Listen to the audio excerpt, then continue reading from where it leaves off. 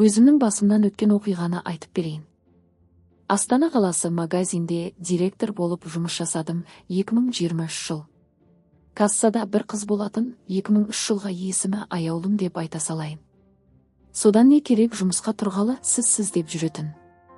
Бір күні жұмыс көп болып отчет жасап отқан кезде инкассация санауға кабинетке келді, іш пысып әңгіме айта бастадық.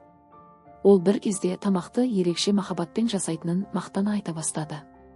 Сонымен ең соңында сізге бір күні күшті қылып тамақ жасап әкеліп берем деп уәде берді. Менің ойымда ештеңе жоқ, мақұл деп қала бердім.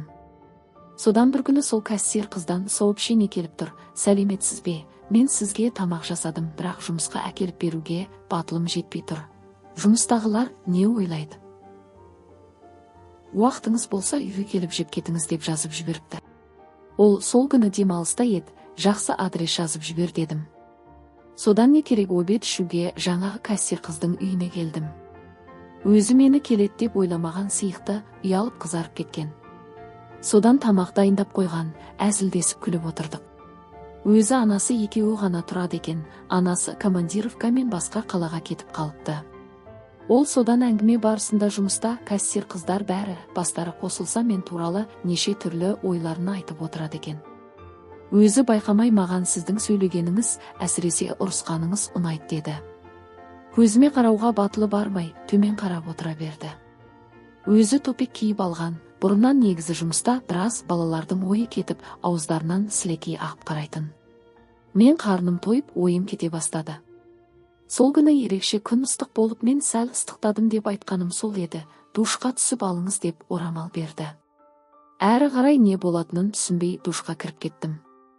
Салқын судың әсеріне мүшем тұрып кетті. Сол кезде кассир қыздың сығалап тұрғанын көріп қалдым. Сасқанымнан кел бірге душқа түсейік деп шақырдым.